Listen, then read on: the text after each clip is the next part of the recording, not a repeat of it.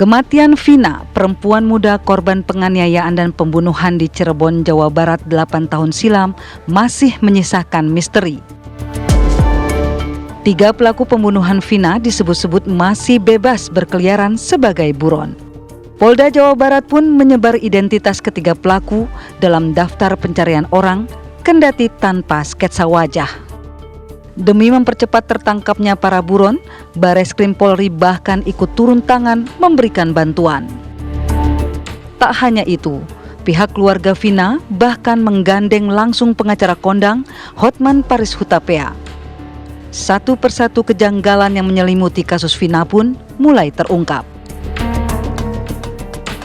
Dari segi logika manusia normal pun nggak mungkin 8 orang itu ngarang cerita bersamaan di awal-awal pada saat ditangkap, ya kan? Berarti benar itu ada 3 orang, ya, dari penafsiran kita sebagai ahli hukum. Karena pada saat di BAP kan terpisah, hampir semuanya mengatakan ada 3 orang lagi. Tapi pada saat dilimpahkan ke kejaksaan, mereka merubah BAP sehingga diduga ada pengaruh di sini. Ada pengaruh di sini sehingga 3 orang ini bahkan sampai sekarang seolah-olah alamatnya tidak jelas, padahal itu harusnya di BAP itu ada, ya. Dan jadi himbauan kami kepada Bapak Kapolri adalah ini ada sesuatu yang tidak beres di penyidikan di awal. Kalau 8 orang pelaku sudah menyatakan ada 3 orang lagi sebagai pelaku yang lain dan itu bersamaan semua dalam BAP terpisah, ya, nggak mungkin itu karangan, nggak mungkin itu koinsiden. Namun belum lagi tabir misteri, 3 pembunuh Vina dan Eki menemui titik terang. Fakta baru mencengangkan membuat kasus ini semakin rumit diungkap oleh kuasa hukum salah satu terpidana kasus penganiayaan dan pembunuhan Vina. Berdasarkan keterangan pengacara terpidana, kliennya diduga merupakan korban salah tangkap dan rekayasa kasus kematian Vina. Pasalnya ada perbedaan antara amar putusan dan hasil autopsi. Dari hasil autopsi dan visum, kedua korban tidak terdapat luka tusuk senjata tajam. Sementara tuntutan yang ditujukan kepada kliennya, Vina dan Eki alami tusukan berkali-kali. Tak hanya itu, kuasa hukum terpidana juga mengklaim saat peristiwa tersebut terjadi, kliennya beserta ke-7 pelaku tidak mengenal kedua korban dan tidak berada di lokasi kejadian. Mengapa kasus kematian Vina dan Eki semakin ditelusuri nampak semakin rumit? Benarkah hal tersebut sulit diungkap lantaran dari awal kasus ini bergulir telah banyak fakta yang berusaha ditutup-tutupi? Tim TV One mengabarkan.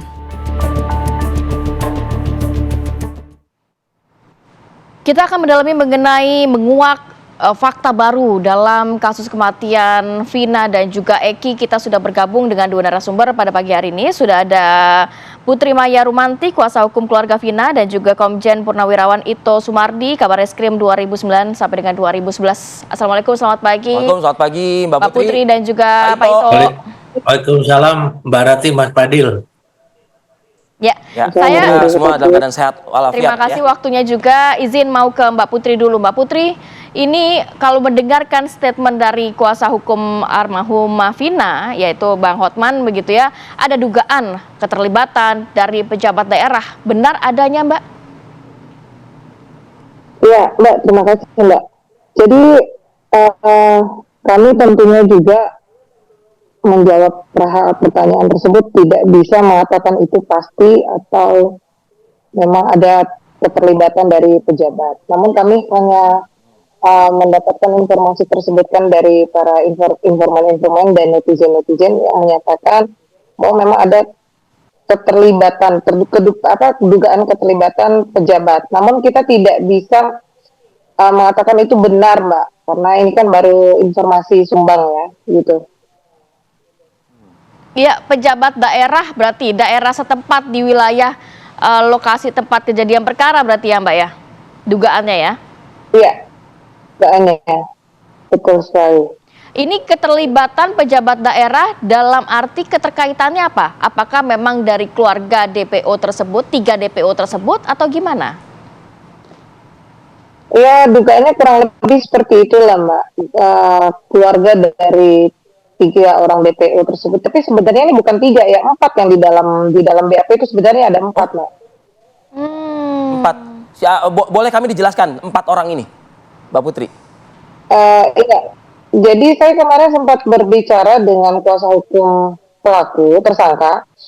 Itu sebenarnya di dalam BAP itu ada 4 yang dituangkan gitu. Tapi yang 1 dihilangkan. Nah, yang 3 dijadikan DPO. Nah, ini juga saya belum membaca secara langsung berkas tersebut ya, Mas. Mungkin dalam waktu beberapa hari lagi lah saya akan dapatkan informasi validnya. Nah, ini saya dapatkan dari keterangannya Pak Jogi ya, selaku kuasa hukum yang tersangka, menyampaikan justru Mbak di dalam berkas itu ada 4 orang tersangka, bukan 3. Nah, pertanyaannya kenapa yang 1 Oke, Mbak orang ini Putri. dihilangkan? Nah, ini yang masih misteri untuk kami. Oke, ya, makanya ini juga kita juga kepo juga jadinya ya, Mbak Iya. ya. Masyarakat publik juga kepo juga. Jadi kalau ada 4 itu berarti 1 Perong alias Peggy, Peggy, lalu Andi. ada Andi, lalu ada Dani. Nah, yang 1 lagi ini siapa Ya. kalau berdasarkan Bang pengacara tadi? Beliau tidak menyebutkan nama, cuma nanti beliau menyampaikan silakan Mbak baca sendiri aja, begitu. Oh baik gitu, nanti saya pelajari gitu. Yang 1 orang lagi ini cukup diketahui nggak backgroundnya, sosoknya begitu?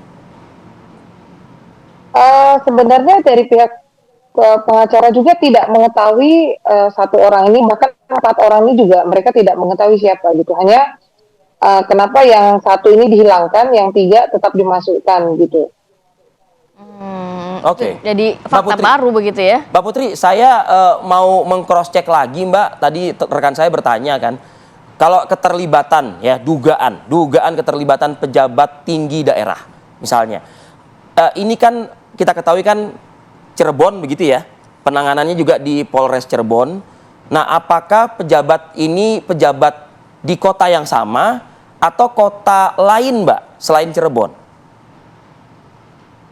Kalau itu saya tidak paham ya Mas, belum mendapatkan informasi valid. Hanya ada beberapa opsi yang disampaikan oleh informasi-informasi yang menyampaikan pada kami. Ada yang di dalam daerah itu sendiri, ada yang juga mengatakan keterkaitannya pejabat luar daerah. Namun tentunya kita juga tidak bisa berasumsi lebih ya perihal ini, karena itu kan hanya informasi. Namun mengkerucut dari apa yang kita dapatkan, ada kemungkinan bila kita kaitkan dengan tidak selesainya dalam masa 8 tahun ini perihal tersebut. Berarti ada kemungkinan memang ada turut campur dalam permasalahan ini pejabat daerah yang mungkin lokasinya juga di daerah tersebut gitu. Tapi saya tidak bisa menyampaikan lebih detail Mas, karena memang kami belum mendapatkan fakta yang sebenarnya, ini hanya baru dugaan.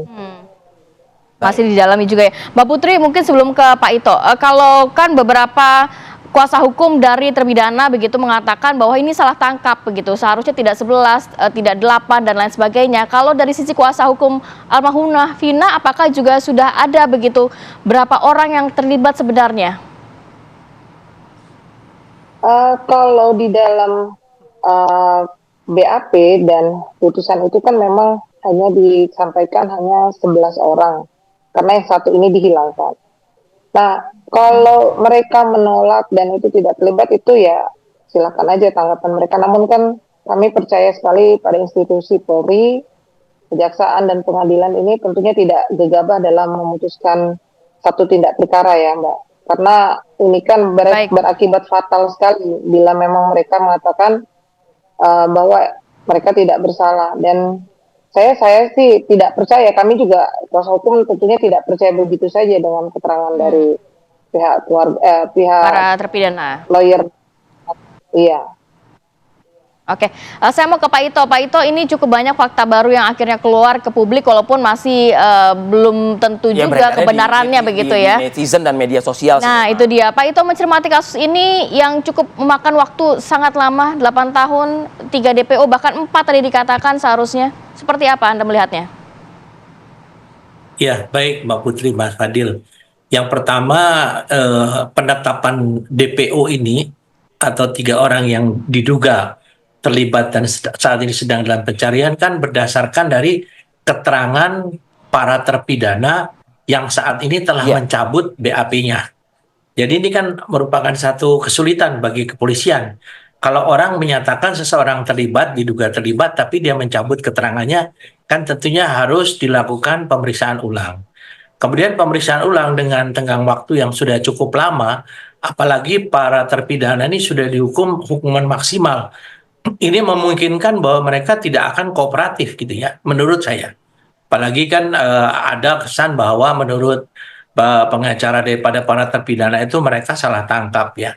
Tentunya saya sependapat dengan yang disampaikan Mbak Putri bahwa dalam proses sistem peradilan pidana itu kan sudah lengkap dari proses penyidikan, penuntutan sampai dengan di pengadilan yang diputus melalui 3 tingkatan. Pengadilan negeri, kemudian pengadilan tinggi dan Mahkamah Agung. Ada upaya-upaya hukum lain yang bisa dilakukan oleh PK. Dan tadi malam saya juga sudah berdiskusi dengan pengacara daripada saudara Taka ya, yang mengatakan bahwa sejak tahun 2016 mereka sudah menyampaikan surat keberatan kepada beberapa institusi, misalnya Komnas HAM, kemudian Kompolnas, Propam, dan lain sebagainya. Dan tentunya ini kan juga menjadi sesuatu yang perlu dipelajari. Laporan mereka ini ditindaklanjuti tidak, ya, karena pada akhirnya hukuman yang diputuskan oleh hakim, yang tentunya tadi dikatakan Mbak Putih adalah dengan segala kehati-hatian, karena menyangkut hak asasi manusia, ini kan sudah sesuai dengan hukuman yang maksimal. Ya, sehingga di sini yang sekarang beredar hanya asumsi-asumsi, apalagi menyebutkan ada dugaan yang dari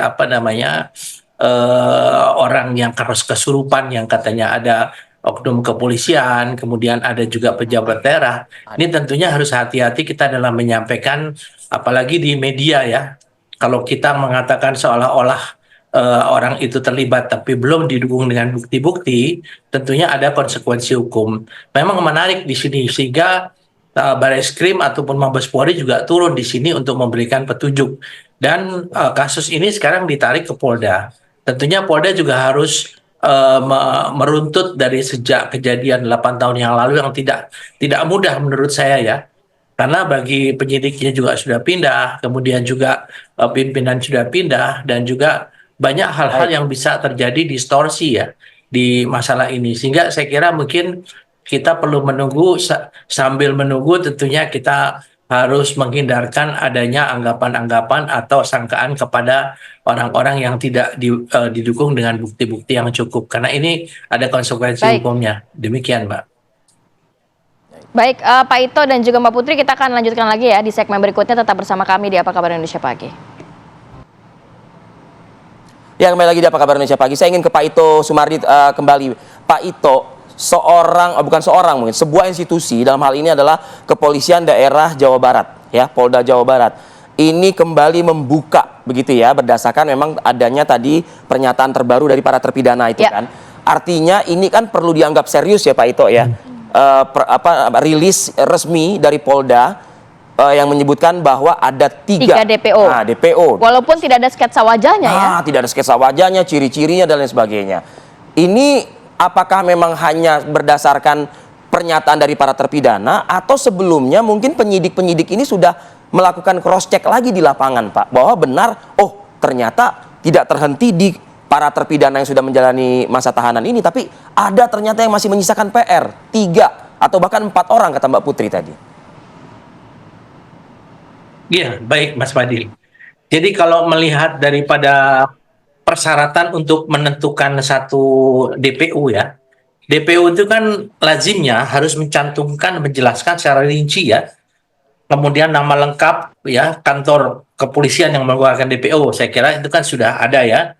Kemudian data-data itu adalah ciri-ciri yang lengkap spesifik dari tersangka, antara lain nama, umur, alamat, pekerjaan, tinggi badan, warna kulit, dan lain sebagainya, termasuk dengan foto ya.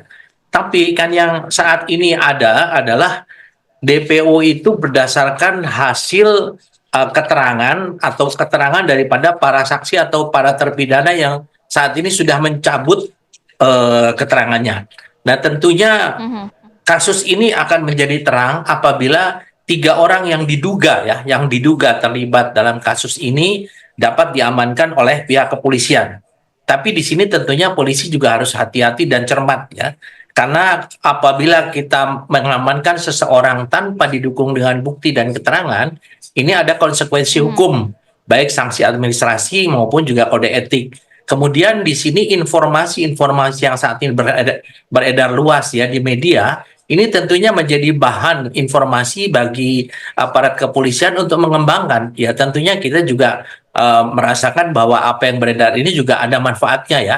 Karena bagaimanapun juga pengembangan ini harus didukung dengan keterangan-keterangan dari masyarakat. Kita tentunya polisi sangat berharap partisipasi masyarakat untuk bisa memberikan informasi dari minimal 3 orang yang diduga terlibat ini di mana. Nah, kenapa tidak ada fotonya? Kan ini sebagaimana saya sampaikan bahwa penetapan DPO ini kan berdasarkan dari keterangan para saksi ataupun terpidana. Bisa saja ya Mas Fadil, Mbak Rati, pengalaman saya, ada satu kelompok orang yang tertangkap yang sifatnya adalah kejahatan yang berkelompok. Kemudian dia melemparkan kepada orang lain yang mungkin yang belum tertangkap atau mungkin membuat satu rekayasa ya. Nah, ini tentunya harus didalami oleh pihak kepolisian karena kan sebelum 3 orang ini bisa diamankan, kita belum tahu apakah betul-betul orang itu terlibat atau tidak, apakah betul-betul orang itu ada atau tidak. Karena dari keterangan beberapa yang saya dengar dari kepala desa tidak ada orang-orang tersebut kan. Ini tentunya merupakan pekerjaan rumah bagi Polda Jabar saat ini. Demikian.